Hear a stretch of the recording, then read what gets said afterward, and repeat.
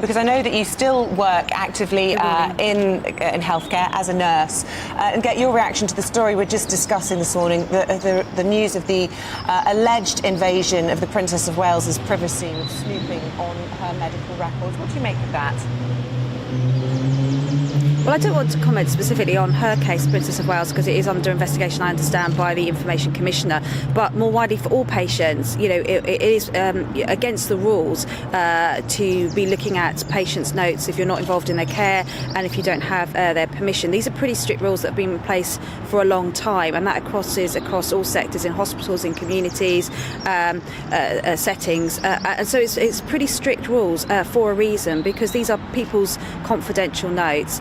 And so my nursing regulator, the NMC, would certainly investigate any breaches by nurses. But these are pretty sensitive data for anyone, and that's why those rules are in place. And of course, this isn't just anyone we're talking about. This is the future Queen. And obviously you don't want to comment on the individual case. But as a principle, you know, are there serious questions, do you think, for this hospital going forward, for the royals to be able to trust it? It's been a favoured hospital for the royal family for many years.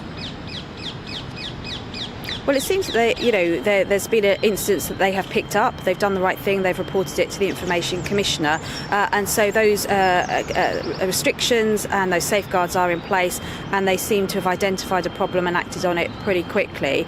But as I said, you know, the Princess of Wales has been pretty candid that she was having surgery and won't be in action until after Easter. I want to respect that and don't really want to speculate on her individual case. But just to reassure patients up and down the country that these rules are in place for everyone, and if there is a breach of those, they will be investigated by the Information Commissioner, and your healthcare regulators will also take action against individuals who breach those rules.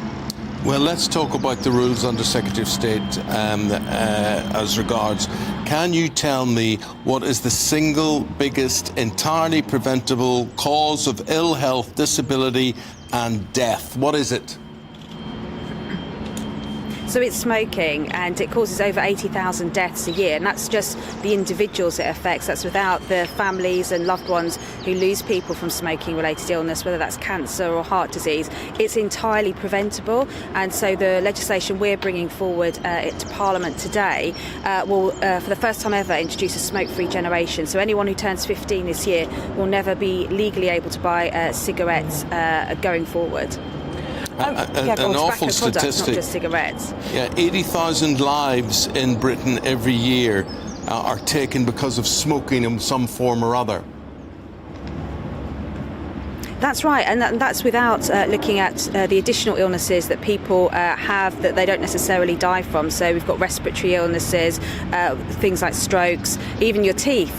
Smoking has a devastating impact on your gums. It costs the country as a whole about £17 billion a year. So although we make some tax revenue from tobacco products, we actually spend far more on treating the consequences. It's been a pet project, this, of the Prime Minister, hasn't it? But I put it to you that perhaps on this he might be a bit behind the curve. You speak to any parent of youngsters in secondary school and none of them are smoking. The issue is vaping, and you only have to look at the front of the Times this morning and they're seeing links now between vaping and cancer. Have we been right to push people towards vaping, and do we perhaps need to look at legislating against vaping to protect our young?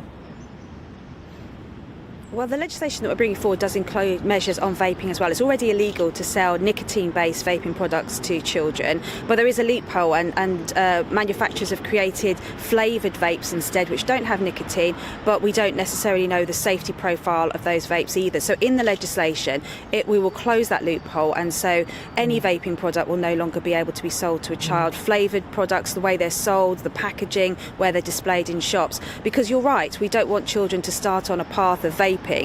Because our motto is if you don't smoke, don't vape, and children should never vape, because we are not 100% sure about the long-term safety effects of vaping overall. Very quickly, we're expecting inflation figures out in the next few minutes, widely predicted to come down by something like 0.5%. Is it time for the Bank of England to bring interest rates down as well?